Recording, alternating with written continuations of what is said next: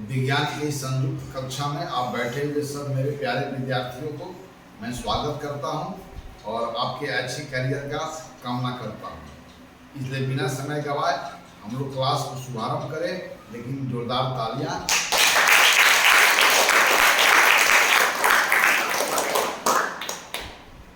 आपने बहुत सारे विद्यार्थियों का ऐसा अनुरोध रहा कि लॉज ऑफ रिफ्लेक्शंस की एक्टिविटी जो आपके सामने करके दिखाया और कुछ और प्रयोग करके दिखाया, इसके चलते आप प्यारे विद्यार्थियों में साइंस के प्रति अभिरुचि बढ़ गई है। तो आपका निवेदन रहा कि इस चैप्टर को फिर से एक बार विधिवत पढ़ाया जाए। तो आपके अनुरोध पर मैं जिस चैप्टर का आपके साथ मिलकर डिस्कस करूंगा, जिस चैप्टर के बारे में, उसका टॉपिक का नाम क्या है? प्रकाश का। आइए, बहुत खूबसूरत चैप्टर है।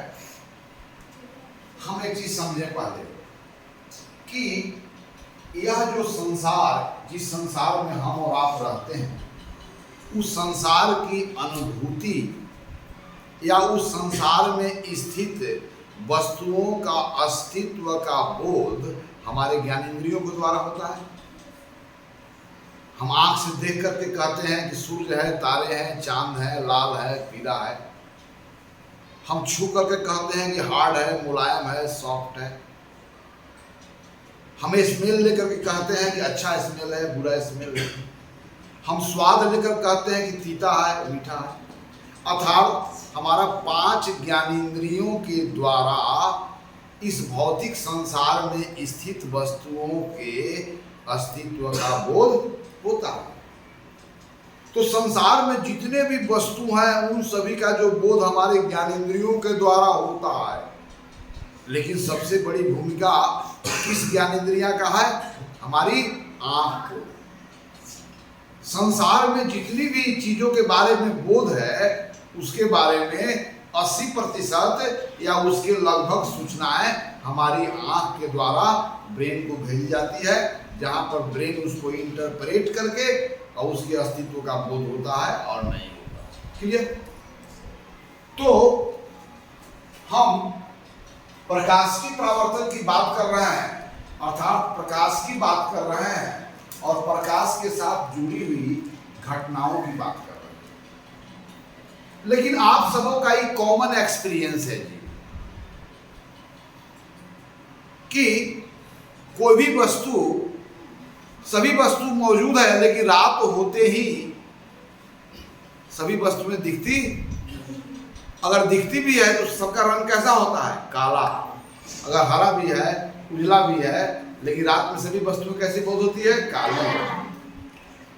तो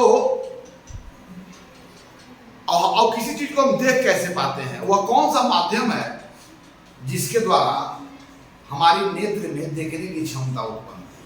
वह कौन है जो हमारा नेत्र में क्षमता उत्पन्न करता है दृष्टि की, देखने को? वह कौन है? आंख तो बात ही कर दी। हमारी आंख में, हमारी आंख तो दिन में भी है, हमारी आंख तो रात में भी है। लेकिन हमारी नेत्रों को दिन में वस्तुओं के रंगों को पता चला, लेकिन रात होते हुए नहीं पता चला। यहां तक कि गहरी डीप डार्क हो, यानी क्राइसिस ऑफ लाइट बहुत ज्यादा हो, उस स्थिति में वस्तुएं दिखाई नहीं पड़ती है। तो आपकी नेत्र में को देखने की क्षमता कौन प्रदान करता है? Who provide the capacity of seeing any object to your eye? कौन है? बताइए, आपके अनुभव है? कौन है जो आंखों में क्षमता प्रदान करता है? वेरीफाई, वह जो आंखों में कैसी संवेदना? दृष्टि संवेदना, सेंस ऑफ विजन। तो वह जो हमारी आंखों में दृष्टि संवेदना उत्पन्न करता है,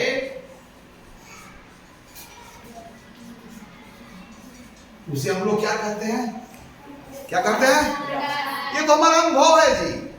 और प्रकाश से हमारा परिचय, प्रारंभिक परिचय इसी रूप में होता है ना? किस रूप में होता है? कि प्रकाश की वजह से किसी वस्तुओं को हम देखते हैं और प्रकाश की कमी से वस्तुओं को हम देख नहीं पाते हैं।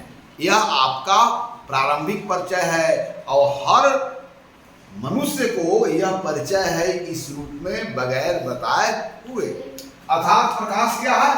वह जो आंखों में दृष्टि संवेदना प्रदान करता है उसे हम लोग क्या कहते हैं? Light. Light is something which produce sense of vision in your eyes. Okay, तो प्रकाश क्या है? वह जो हमारी नेत्रों में दृष्टि संवेदना प्रदान करता है। फिर से बोल दीजिए, प्रकाश क्या है? बोलो। वह जो हमारी आंखों में दृष्टि संवेदना प्रदान करता है उसे हम लोग अब तो प्रकाश इसी रूप में हमारी प्रकाश से परिचय है। लेकिन अब बताइए, तो किसी चीज को देखने के लिए, किसी चीज को देखने के लिए, किसी वस्तु को देखने के लिए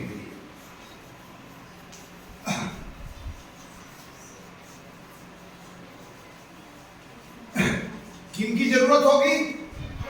पहला किसकी जरूरत होगी? प्रकाश का। और दूसरा किसकी जरूरत होगी? नेत्र का। अगर प्रकाश हो भी लेकिन कोई व्यक्ति नेत्रहीन है, यानी कि उसकी नेत्र में दृष्टि क्षमता समाप्त हो गई है, तो क्या वह देख पाएगा? अर्थात किसी चीज को देखने के लिए किसकी जरूरत है? खाली प्रकाश का। फिर से मैं पूछ रहा हूं, किसी वस्तु को देखने के लिए किनकी जरूरत है? प्रकाश और तो निश्चित है कि हमें प्रकाश के बारे में भी जानना होगा और नेत्र के बारे में भी जानना होगा, क्योंकि यही दो कारण है जिसके वजह से यह हमारा दृश्य संसार हमें अनुभूत होता है, रंग बिरंगी संसार हमें अनुभूत होता है। इसमें तारे, ग्रह, चांद, न जाने कितने कितने विशालकाय पिंड हैं, इन सभी का बोध होता है। क्यों? कि हमारे पास नेत्र है और प्रकाश जैसी चीज कोई होती है। क्लियर? तो light is the medium by which we can see any object. इसलिए लाइट क्या है? वह माध्यम जिसके द्वारा हम वस्तुओं को देख पाते हैं।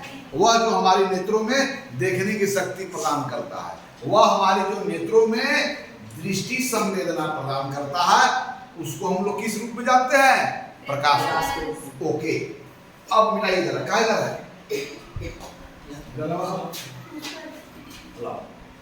मिलाओ, एक्टिव रहो, be active in my classroom.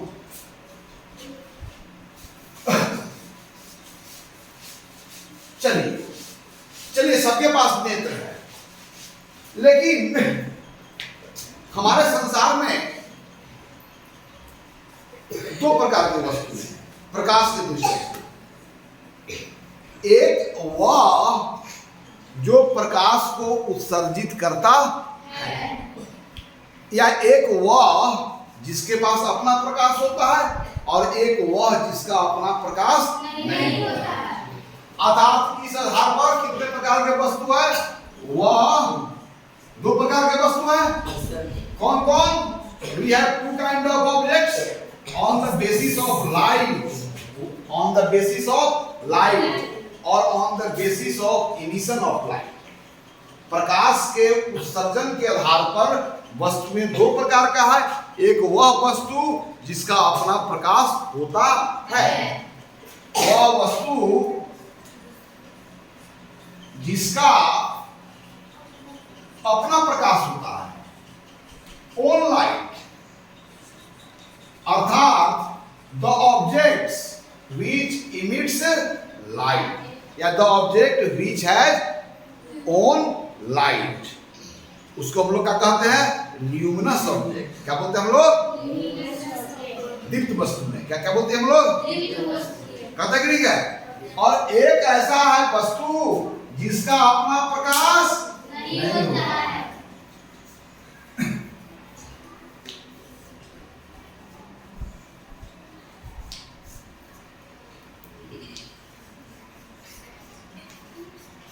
अर्थात we have two kind of objects on the basis of emission of light. One is called luminous object, other is called non-luminous object.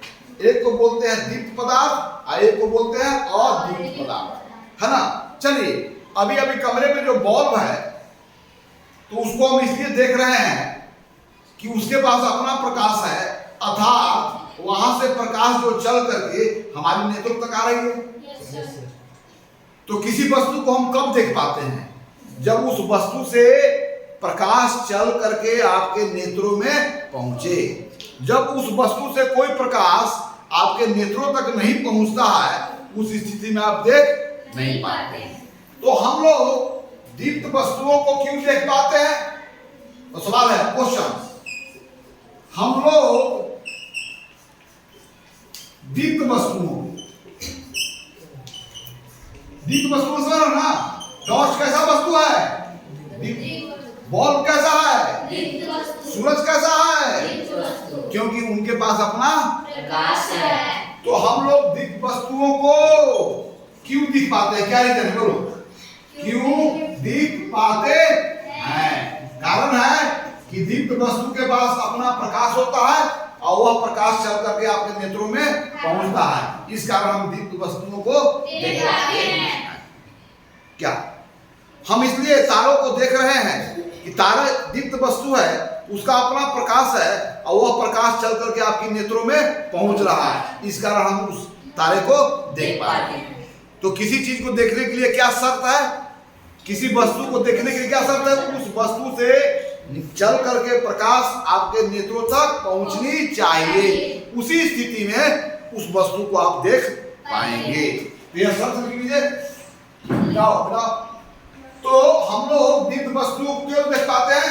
क्योंकि दीप्त वस्तुओं के पास अपना प्रकाश होता है और वह प्रकाश वहां से चल करके आपके नेत्रों तक पहुंचता है। इस कारण दीप्त वस्तुओं को आप देख पाते हैं। यस। तो पहला क्वेश्चन था कि किसी वस्तु को कब देख पाएंगे? किसी वस्तु को हमारी नेत्र कब देख पाएगी? किसी वस्तु को हमारी नेत्र कब देख पाएगी? कब देख पाएगी? अपना अनुभव का था। तो किसी वस्तु को हमारी नेत्र कब देख पाएगी? जब उस वस्तु से चल करके प्रकाश हमारी नेत्रों तक पहुंचे। उसी स्थिति में उस वस्तु को हम देख पाएंगे, अन्यथा हम देख नहीं पाएंगे। सेकेंड क्वेश्चन, दीप्त वस्तुओं को हम क्यों देख पाते हैं? क्योंकि दीप्त वस्तुओं के पास अपना प्रकाश होता है और वह प्रकाश वहां से चल करके चारों दिशाओं में सरल रेखा में चल करके आपके नेत्रों तक पहुंचती है। इस कारण आप उसे देख पाते हैं। यस। अब सेकेंड क्वेश्चन है कि अपनी नेत्रों से अधिकांश जिन वस्तुओं को हम देखते हैं उनके पास अपना प्रकाश नहीं है। क्या मैं तुमको देख रहा हूं कि नहीं? देख रहे हैं। तो क्या मैं कोई लाइट को इमिट करता हूँ क्या? नहीं सर। क्या अब मैं तुमको देख पा रहा हूँ कि नहीं? तो क्या तुम दीप्त वस्तु हो? नहीं सर। या क्या दीप्त वस्तु है? नहीं सर। क्या यह दीप्त वस्तु है? नहीं सर।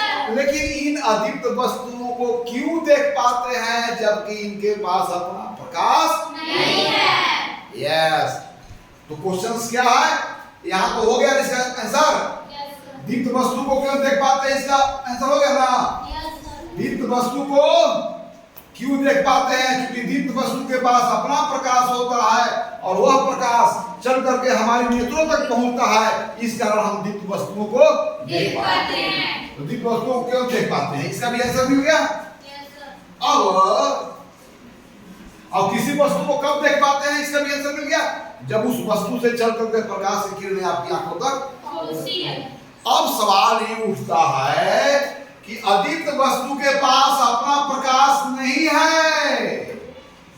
अदीप्त वस्तु के पास अपना प्रकाश नहीं होने के बावजूद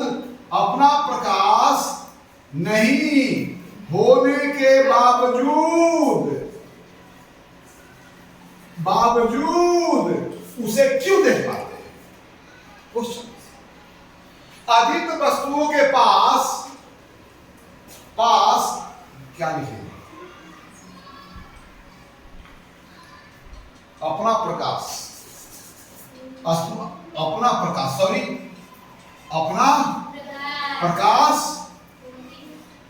नहीं, किधर गया? ये याद करो, हमको याद नहीं करता ना, आपका फोकस उस पर नहीं होने के प्रकाश, अपना प्रकाश नहीं होने के बावजूद भी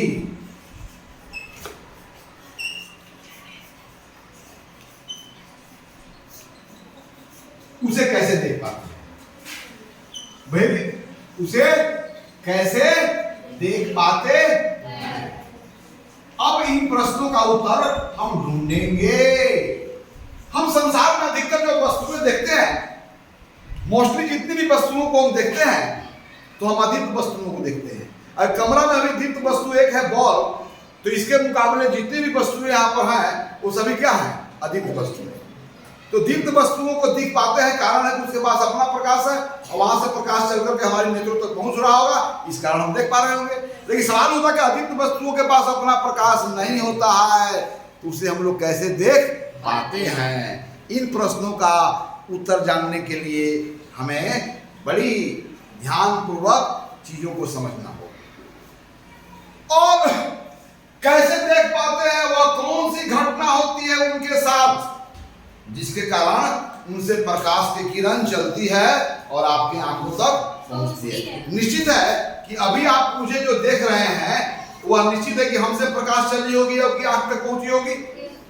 अब क्या आप देखिए, हम अगर इसको क्या आप यहाँ पर मैं हाथ को इसके मार्ग में, तो क्या चौक से प्रकाश चल करके आपके किरणों तक पहुंच रही है, इस कारण नहीं देख पा रहे हैं। हाथ को हटा रहे हैं तो क्या हो रहा है, निश्चित है कि अब सवाल है कि अदीप्त वस्तुओं को भी देख पाते हैं। तो अदीप्त वस्तुओं को देख पाए होंगे तभी जब अब अदीप्त वस्तुओं से प्रकाश चल करके आपकी आंखों तक पहुंची होगी, तब मुझे बताया जाए कि अदीप्त वस्तु के पास अपना कोई प्रकाश नहीं है, फिर भी कौन सी प्रकाश अदीप्त वस्तुओं से चल करके आपके आंखों तक पहुंच रही है। ओके ओके, तो आइए इन बातों को समझते हैं कैसे, जब प्रकाश की परावर्तन को समझ करके इन प्रश्नों को हम उत्तर दे पाएंगे। चलिए मिटाओ दिया, बहुत ध्यान देने वाली बात है। तो अब देखिए, तो क्या क्वेश्चन है कि हम अदीप्त वस्तुओं के पास अपना प्रकाश नहीं है तो भी देख लेते हैं, तो अदीप्त वस्तुओं से प्रकाश चल के हमारी नेत्रों तक पहुंची होगी, तो वह प्रकाश अदीप्त वस्तुओं पर कहां से आया, या उस अदीप्त वस्तु में ऐसा कौन सा गुण है जिसके कारण अपना प्रकाश नहीं होने के बावजूद भी वह प्रकाश आपकी नेत्रों तक पहुंचा दे रहा है। तो आइए प्रकाश से जुड़ी हुई 3 महत्वपूर्ण घटनाएं, और इन 3 महत्वपूर्ण घटनाएं हमारे आसपास हमेशा घटती रहती है, और उन प्रश्नों का जो उत्तर है वह प्रकाश की एक महत्वपूर्ण घटना से जुड़ी हुई समस्या है। चलिए 3 घटनाएं। प्रकाश किसी वस्तु के सतह पर जब फॉल करेगी, आपतित होगी, गिरेगी या पड़ेगी, तो वहां पर 3 घटनाएं होगा। या तो वस्तु के सतह के द्वारा प्रकाश को उसी दिशा में क्या होगा, लौटा दिया जाएगा, bounce back. When light falls on the surface of an object, it get bounced back. इस घटना को बोलते हैं प्रकाश की परावर्तन। जब प्रकाश की किरणें, ध्यान देंगे, जब प्रकाश की किरणें किसी सतह से टकरा करके, सतह माने मेटेरियल सरफेस, और सतह माने यहां पर लिक्विड सरफेस होगा और सॉलिड सरफेस होगा ना।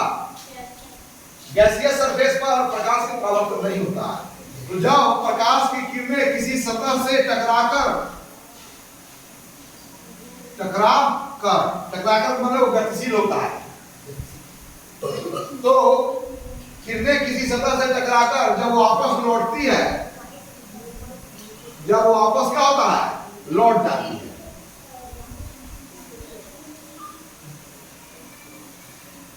तब प्रकाश की इस घटना को प्रकाश की घटना को हम लोग क्या बोलेंगे? प्रकाश का परावर्तन। क्या बोलेंगे हम लोग? Reflection of light. एक संभावना है जब प्रकाश उस वस्तु के सतह पर टकराती है तो न लौटती है न पार जाती है, बल्कि उसी में ट्रैप हो जाती है। अतः प्रकाश किसी वस्तु के सतह पर पड़ती है तो प्रकाश का भाग उसके द्वारा क्या होता है? सोख लिया जाता है। उस घटना को क्या बोलते हैं? प्रकाश का अवशोषण। प्रत्येक वस्तुओं में प्रकाश की मात्रा को अवशोषित करने का गुण होता है। इन्हीं गुण के कारण हमारा जो गीले कपड़े हैं धूप में रखने के बाद सूख जाते हैं। तो प्रकाश का क्या बोलते हैं? अवशोषण। यानी कि प्रकाश जब वस्तुओं के द्वारा ऑब्जर्व कर लिया जाता है। तीसरी घटना है कि प्रकाश जब सतह से टकरा करके वापस लौट जाएगी, यह होगा। न तो प्रकाश उस वस्तु के द्वारा सोख लिया जाएगा, यह होगा, या प्रकाश क्या होगा? उससे होकर के दूसरी दिशाओं में क्या हो जाएगा? आर पार हो जाएगा। यानी प्रकाश किसी वस्तु क्या हो जाए? आर पार हो जाए। तो इस घटना को हम लोग क्या बोलते हैं? प्रकाश का अपवर्तन। क्या बोलते हैं हम लोग? प्रकाश का अपवर्तन। तो प्रकाश की किरणें जब किसी वस्तु के सतह से टकराती है तो वहां तीन ही घटनाएं प्रकाश के साथ होती है। या तो टकरा करके वापस लौट जाती है, जैसे इस सतह को मैं अगर यहाँ पर रखा तो यह जो सरफेस है इस स्पेस को दो भागों में बांट दिया, एक इस ओर और एक क्या होगा? इस ओर। अर्थात इस ओर से आने वाली प्रकाश की किरणें इसे टकराने के बाद इसी ओर चला जाए तो इसी को बोलते हैं कि वापस उसी दिशा में लौट जाती है। ओके, तो प्रकाश जब किसी वस्तु के सतह से टकराती है तो प्रकाश के द्वारा जुड़ी हुई तीन महत्वपूर्ण घटनाएं होती है। पहली घटना, जब प्रकाश की किरण टकराने के बाद वापस लौट जाए तो इस घटना को क्या बोलते हैं? प्रकाश का परावर्तन। और जब उसके द्वारा अवशोषित कर लिया जाए, अर्थात प्रकाश की किरणें उसमें इंटर तो करती है लेकिन उसी में ट्रैप हो जाती है। तीसरी क्या है? प्रकाश का अपवर्तन, जब उससे आर पार कर जाए। यह तीन महत्वपूर्ण घटना जो है उससे जुड़ी हुई हमारा जीवन में अनेकों वास्तविक समस्याएं हैं, जहां पर यह समस्याओं के समाधान इन तीन घटनाओं को पूरी समझ होने के बाद कर सकते हैं। तो सबसे पहली कौन घटना है? प्रकाश का परावर्तन। चलिए आइए बताइए। तो अदीप्त वस्तुओं को क्यों देख पाते हैं? कि अदीप्त वस्तुओं पर जब भी दूसरे के प्रकाश की किरण, किसी के प्रकाश की किरण जब अदीप्त वस्तुओं पर पड़ती है तो उन सतहों में प्रकाश को लौटाने की प्रवृत्ति है, लौटाने के गुण है। इसी गुण के कारण हम अदीप्त वस्तुओं को देख पाते हैं। क्योंकि अदीप्त वस्तुओं की सतह पर जब भी किसी भी स्रोत से प्रकाश की किरणें आ रही होगी और अदीप्त वस्तु के सतह पर पड़ रही होगी तो क्या कर रही होगी? उसको वापस लौटा दे रही होगी। ओके, अर्थात अगर इस पर पड़ने वाली प्रकाश की किरणें को, इसमें इधर से आने वाली प्रकाश की किरणें को अगर इसी दिशा में लौटाने का गुण इसमें नहीं होता तो क्या इस अदीप्त वस्तुओं को देख पाते? नहीं सर। क्या कुर्सी को आप देख पाते? नहीं सर। कुर्सी को क्यों देख पा रहे हैं? कुर्सी से चलने वाली प्रकाश की किरण आपकी आंखों तक पहुंच रही है, लेकिन क्या वह प्रकाश कुर्सी का अपना प्रकाश है? नहीं। दूसरे स्रोत से आए हुए प्रकाश की किरण जब कुर्सी पर पड़ रही है तो इसमें लौटा देने का जो गुण है, इसी गुण के कारण वह प्रकाश आप तक पहुंच रही है और आप वस्तुओं को देख पा रहे हैं। तो आंसर मिल गया ना? तो अदीप्त वस्तुओं को क्यों देख पाते हैं? अपने प्रकाश नहीं होने के बाद भी क्यों देख पाते हैं? तो अन्य स्रोत से प्रकाश की किरणें जब अदीप्त वस्तु की सतह पर पड़ती है तो उसे टकरा करके आपकी नेत्र की दिशा में चली जाती है, जिस कारण उस वस्तु को आप देख पाते हैं। अर्थात प्रकाश के परावर्तन जैसी घटना नहीं होता संसार में तो क्या क्या होता? यानी कि इन वस्तुओं में प्रकाश की किरण को पढ़ने के बाद लौटाने के गुण नहीं होता, इनमें गुण नहीं होता, किताब में नहीं होता, दीवार में नहीं होता, तब क्या होता? कल्पना करो, क्या आपको मैं देख पाता? क्या हम इसको देख पाते? क्या इसको देख पाते? तो अलग अलग वस्तुएं जो हैं जिनके पास अपना प्रकाश नहीं है तो उनको भी देख पा रहे हैं। किस गुण के कारण? प्रकाश की कौन घटना कारण? प्रकाश का किसके कारण? बोलो। चलिए, तो आंसर आपको मिल गया। तो क्वेश्चंस, अधिक वस्तु के पास, सुनो, अधिक वस्तु के पास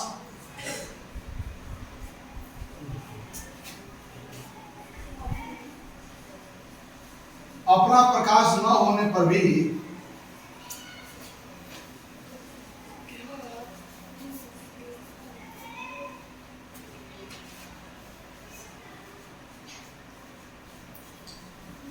कैसे देख पाते हैं?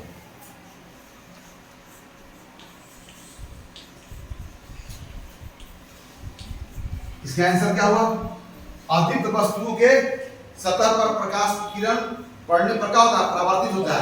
यानी अधिक वस्तुओं के सतह में परावर्तन का गुण होने के कारण, अधिक वस्तुओं के सतह में परावर्तन के, प्रकाश के परावर्तन के गुण के कारण, अर्थात प्रकाश के किरणों को लौटाने के गुण के कारण, अधिक वस्तुओं में प्रकाश के किरणों को लौटाने के गुण के कारण हम अधिक वस्तुओं को देख पाते हैं। जब कभी भी प्रकाश स्रोत से प्रकाश की किरणें अधिक वस्तुओं पर पड़ती है तो अधिक वस्तु के सतह पर प्रकाश का परावर्तन होता है और यही लौटाई गई किरण हमारे नेत्रों में पहुंचती है, जिसके कारण हम अधिक वस्तुओं को देख पाते हैं। इसका आंसर मिल गया जी?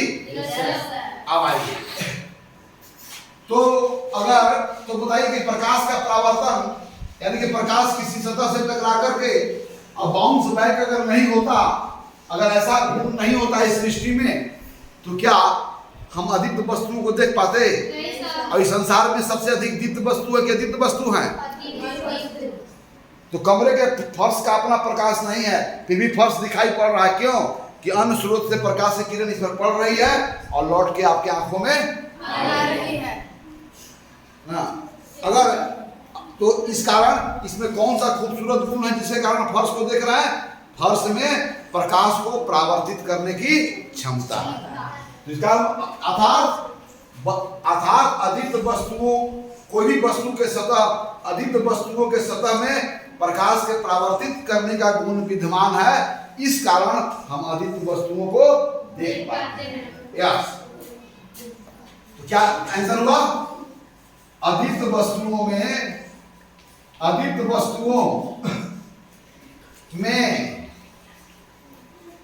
प्रकाश के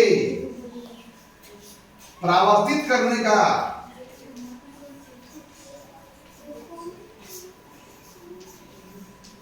गुण विद्यमान होने के कारण, करने का गुण विद्यमान होने के कारण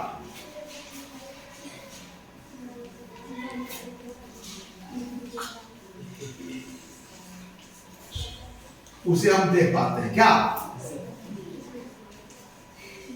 तो आप मुझे बताइए, प्रकाश का परावर्तन यानी जो घटना है वो हमारे लिए वरदान है या अभिशाप है? प्रकाश की परावर्तन जैसी घटना हमारे लिए वरदान है कि अभिशाप है? वरदान है। यानी कि प्रकाश की परावर्तन जैसी चीज या जैसी घटनाएं अगर हमारी वास्तविक जगत में नहीं घटती तो हम अधिक वस्तुओं को देख नहीं पाते। आइए, इतना तो समझ गए? समझ गया ना? इस सब का आंसर आप लिखते जाइएगा। अब देखिए, प्रकाश वस्तुओं की सतह से ठोस वस्तु या द्रव वस्तु के सतह से, ठोस वस्तु या द्रव वस्तु के सतह से प्रकाश का परावर्तन जो होता है वो भी दो प्रकार के होता है। प्रकाश के परावर्तन का कितने काइंड्स हैं? दो हैं। यानी किसी सतह से प्रकाश टकरा करके वापस जो लौटती है वो दो तरीके से लौटती है। तो प्रकाश का परावर्तन भी दो प्रकार का है। एक को बोलते हैं नियमित परावर्तन और एक को बोलते हैं नियमित परावर्तन। ये चौथा या चौथा नियमित परावर्तन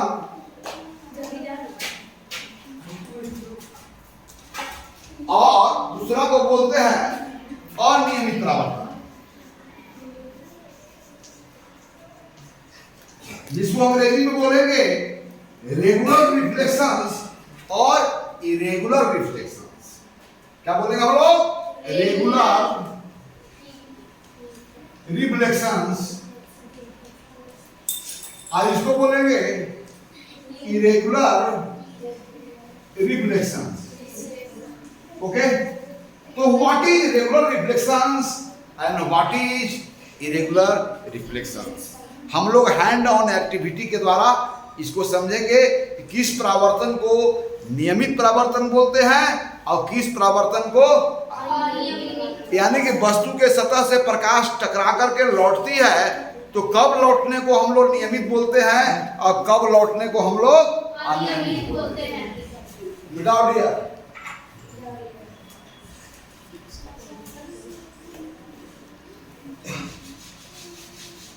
चलिए इसी बात को हम लोग समझने का प्रयास करेंगे। दोनों लेजर लाइट लाओ। चलिए देखिए, पहले मैं परिभाषित कर देता हूं,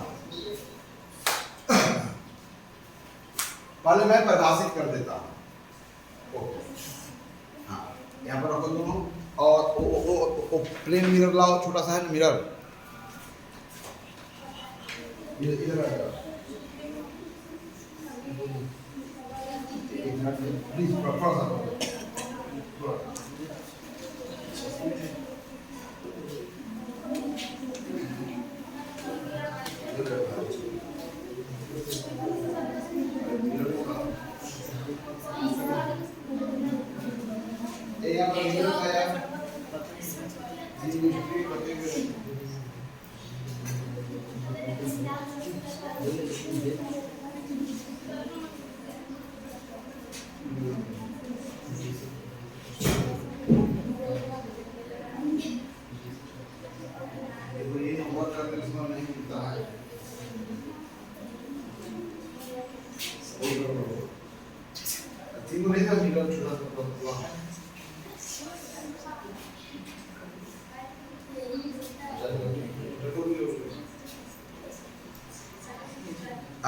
रुक जाओ, निकालो निकालो।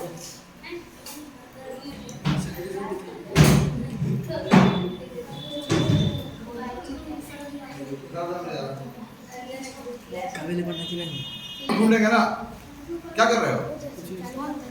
बंद था? नहीं सर, चालू था। क्यों बोलो? चालू था। अब चल देगा का बंद था, दोबारा चालू है सर। बंद करने की क्षमता है फिर हमने।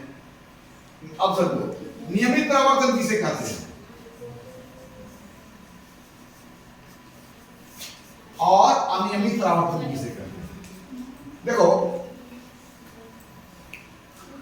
यदि समानांतर प्रकाश की किरणें किसी सतह से टकराने के बाद भी समानांतर बनी रहती है, तब इस परावर्तन को क्या कहते हैं? नियमित परावर्तन।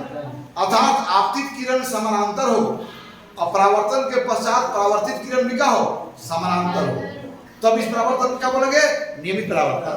अर्थात समानांतर किरणें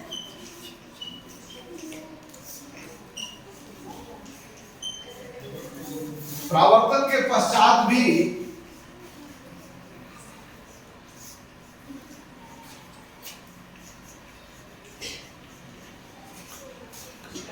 समानांतर बनी रहे,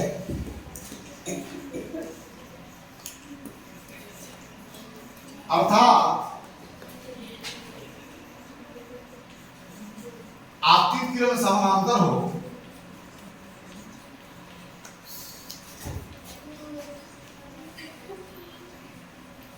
तथा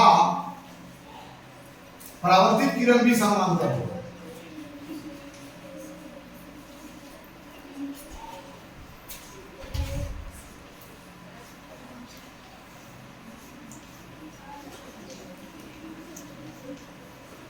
तब ऐसी परावर्तन को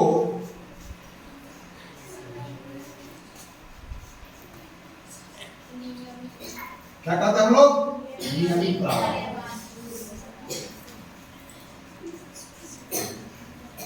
अन्यथा आप समानांतर किरणें परावर्तन के पश्चात समानांतर नहीं रहे बल्कि एक दूसरे को इंटरसेक्ट करे, तब ऐसी परावर्तन को हम लोग अनियमित परावर्तन तो हम लोग नियमित परावर्तन और अनियमित परावर्तन दोनों हमारे लिए वरदान है। अनियमित परावर्तन भी हमारे लिए वरदान है और नियमित परावर्तन भी हमारे लिए वरदान है। अगर अनियमित परावर्तन नहीं हो तो बहुत बड़ी समस्या पैदा हो सकती है, और नियमित परावर्तन नहीं हो तो भी बहुत बड़ी समस्या। तो हम लोग एक्टिविटी के द्वारा हम लोग जानने की कोशिश करेंगे कि नियमित परावर्तन क्या है। तब तक मिटाओ तो हम खोज रहे हैं। मिटाओ कहाँ गया? तो यहाँ पर है। चलो मिल गया यार, मिल गया। आइए चलिए।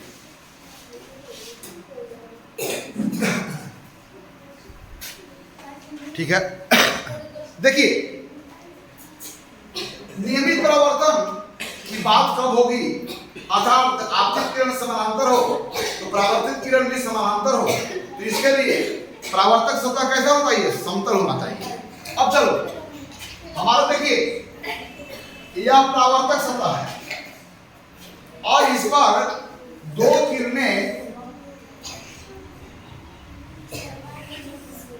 ये दोनों किरण कैसे है? समानांतर मान लो।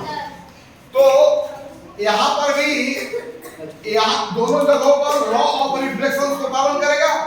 तो यहाँ पर जो किरणें हैं, जितना आपतन कोण होगा उतना ही नॉर्मल के साथ कोण बनाते हुए क्या होगा? परावर्तित हो जाएगा। ये भी किरण जितना यह कोण है उतना ही बनाते हुए यह भी परावर्तित हो जाएगा। तो यहाँ पर देखिए दोनों आपतित किरण समानांतर है, तो परावर्तन के पश्चात दोनों परावर्तित किरण भी क्या है? समानांतर है। तब कह सकते हैं कि इस सतह से प्रकाश का नियमित परावर्तन हो रहा है कि अनियमित परावर्तन हो रहा है। आइए इन्हीं घटनाओं को हम लोग समझते हैं एक्टिविटी के द्वारा। मिटाओ यार, मिटाओ।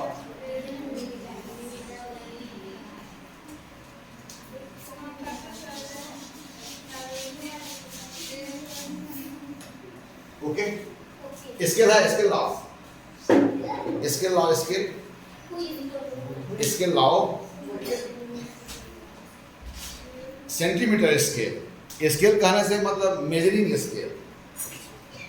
यस लाओ।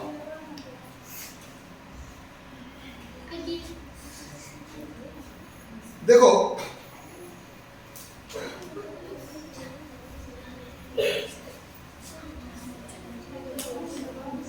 ध्यान दो,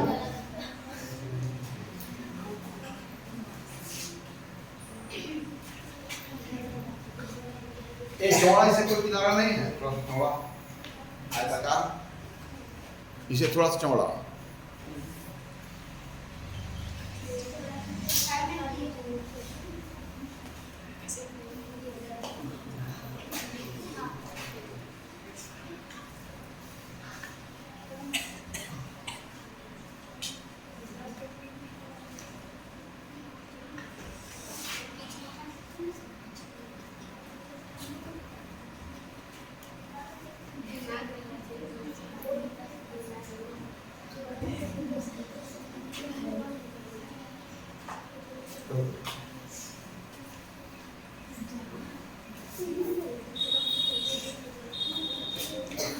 थोड़ा सा इसको मैं डार्क कर देता हूँ ना।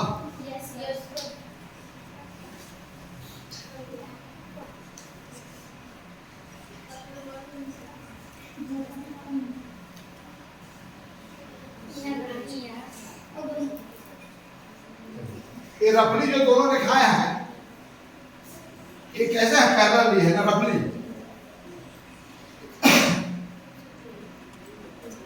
चलिए एक लड़का आओ, एक लड़का आओ और इसको ऐसे रखना है ताकि यहाँ से रिफ्लेक्शन हो तो इस दिशा में लौटे ना। यह परावर्तक सतह स्पेस को दो भाग में बांट रहा है, एक इधर है उधर। तो इधर से प्रकाश गई है तो इधर ही लौटेगी। तो रखो इसको ऐसे, यहाँ से इधर से शुरू करो, इधर से आ जाओ इधर, और चलो इधर और आ जाओ। ओके, पहले दूर ले लाइट किधर है? देखिए मैं एक लाइट इस पर चलाऊंगा ना, ताकि एक देखा ना, और एक इस पर चला रहा हूं। आप चलिए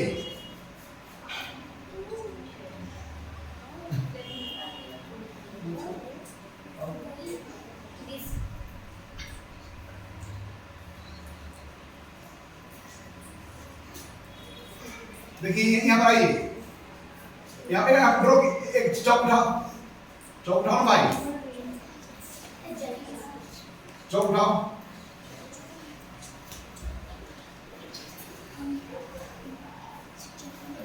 ड्रामा पार कर रहा है।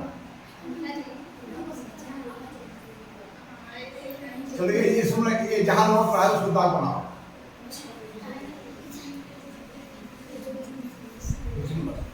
पार कर रहा है पूरा ऐसे डीप रखो तो ऐसे पूरा।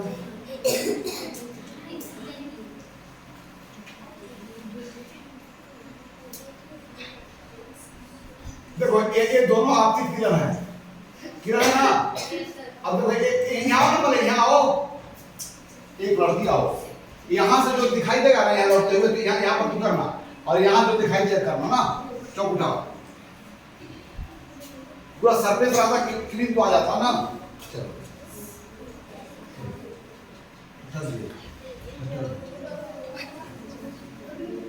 चलो रुक जाओ।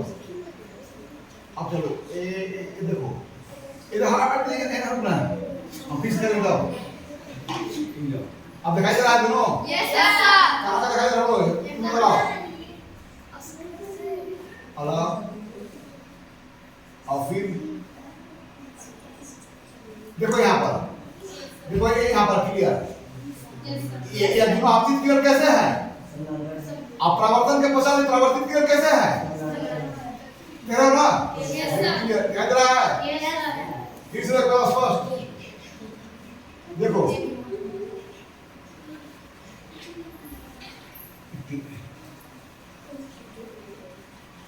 देखो भैया दिखाई दे रहा है दोनों?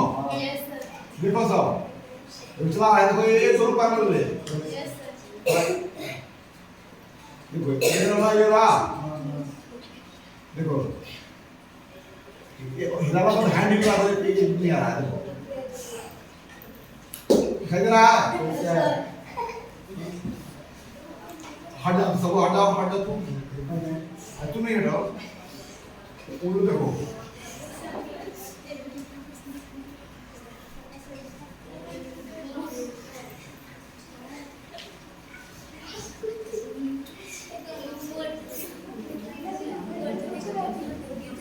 अब देखो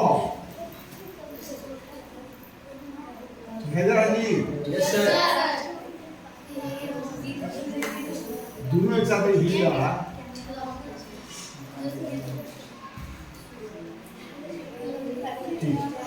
देख रहे हो ना? तो क्या देखा? यहाँ आपकी किरण समानांतर है रफली, तो इस किरण का यह परावर्तित है, यह आपकी किरण है, यह परावर्तित किरण है इसका, और इसका पर इस किरण का परावर्तन नहीं हो रहा है, तो दोनों किरण क्या हो जा रहा है? क्या हो जा रहा है?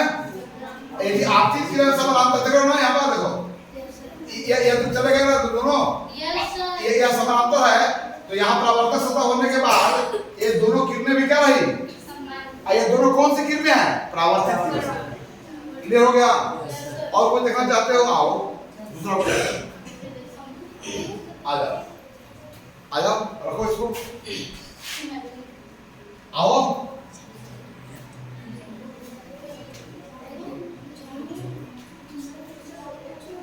और ये एक लड़का बारो यहाँ पर, एक टॉर्च यहाँ बारो,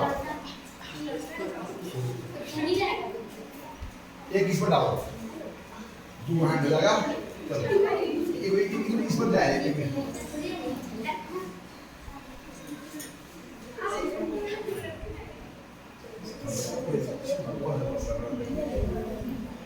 हाँ इसे गिरते हुए आवाज रखो, फिर ना हम कहते हैं तू इसे करना, देखो क्लियर, तू इसे ठीक से रखो ना, हम देखो देखो जरा, देख रहा हो ना ही? Yes sir. देखो और इस पर करो ताकि ये लग जाए, करते नहीं ये, चलो मैं देखो कर रहा हूँ, देखो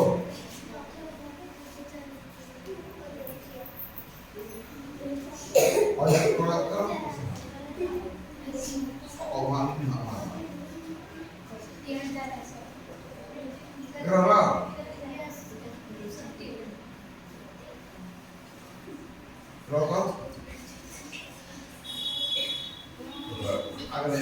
यस सर।